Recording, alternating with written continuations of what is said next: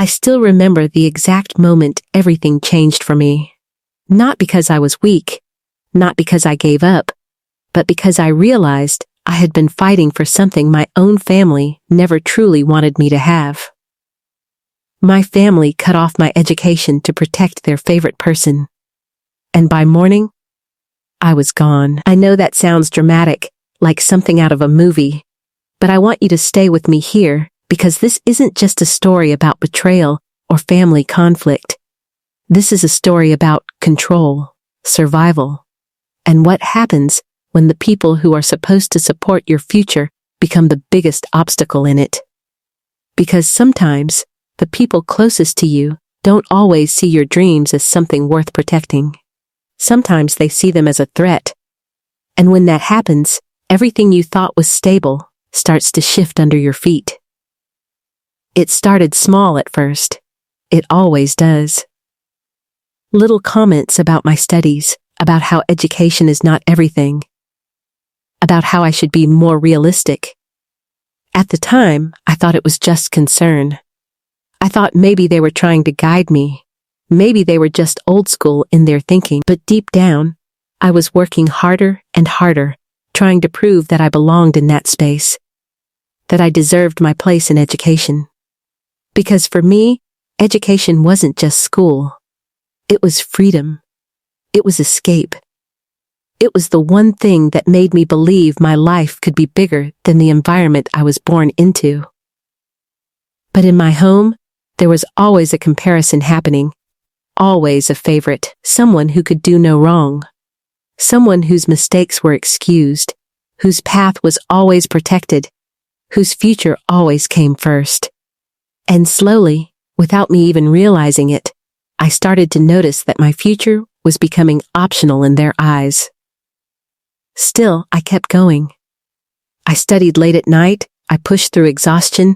I told myself that if I just worked hard enough, they would eventually understand.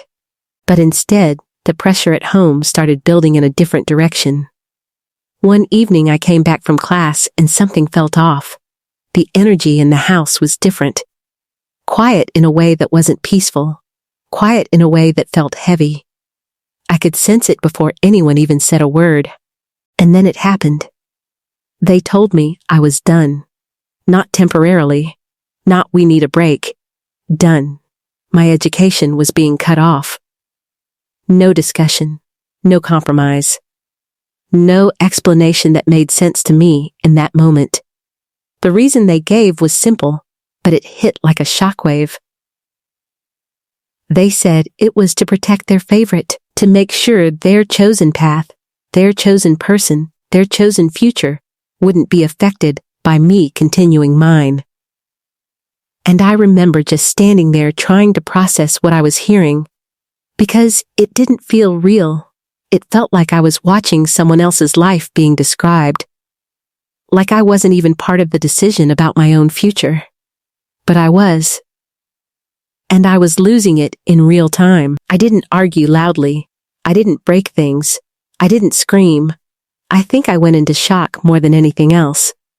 That quiet kind of disbelief where your brain is trying to find logic in something that has none. Because how do you process being told that your education, your growth, your entire direction in life is being stopped, not because of your performance, not because of failure, but because someone else is being prioritized over you? That night, I didn't sleep. I just lay there, thinking, replaying everything, every sacrifice, every late night, every moment I chose discipline over comfort. And it suddenly felt like none of it mattered in the space I thought mattered the most. But something else started forming in me too. Something quieter. Something more focused. Because when people try to take your future away from you, you either collapse under it, or you start thinking differently. And I started thinking differently. I started realizing something important in that silence.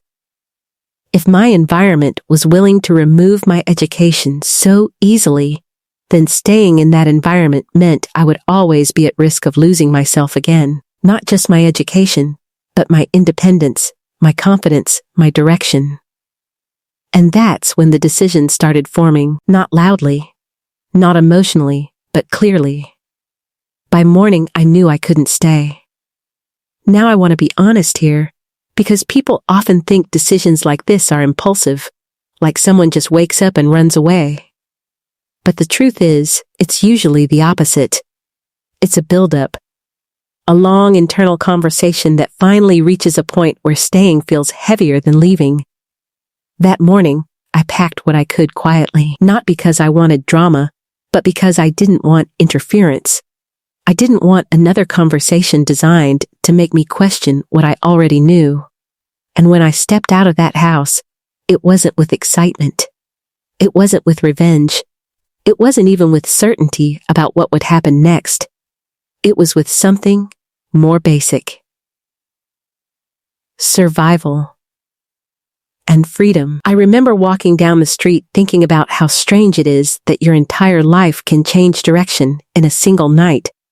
But the world around you still looks exactly the same. The same roads, the same buildings, the same morning light. But everything inside you is different. Now, I want to bring this back to something important, especially for anyone watching this who is on their own journey, whether it's education, fitness, health, or personal growth. Because this story isn't just about family conflict, it's about how easily your progress can be influenced by the environment you're in. When we talk about health and fitness, people often focus only on the body. Calories, workouts, routines, discipline. And yes, those things matter a lot. But what people don't talk about enough is how much your environment shapes your ability to stay consistent. Stress can affect your hormones. Emotional pressure can affect your motivation. Constant criticism can drain your energy faster than any workout ever will. And sometimes, the biggest thing holding people back from transforming their life isn't laziness or lack of knowledge. It's the emotional weight they're carrying from the spaces they're trying to grow in. Because you can't fully build yourself in an environment that keeps breaking you down. After I left, things weren't magically easy. I had uncertainty. I had fear. I had days where I questioned if I made the right decision. That's normal. Anyone who tells you otherwise is not being honest. But something else started happening too. I started rebuilding. Slowly, at first. Very slowly. I had to focus on basics again. Stability, structure, finding my footing. And just like with fitness, I realized something powerful.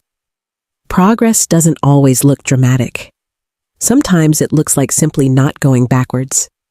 Some days were just about getting through the day. Some days were about figuring out how to support myself. Some days were about reminding myself why I left in the first place. Because when you remove yourself from a controlling or limiting environment, the silence afterward can be confusing.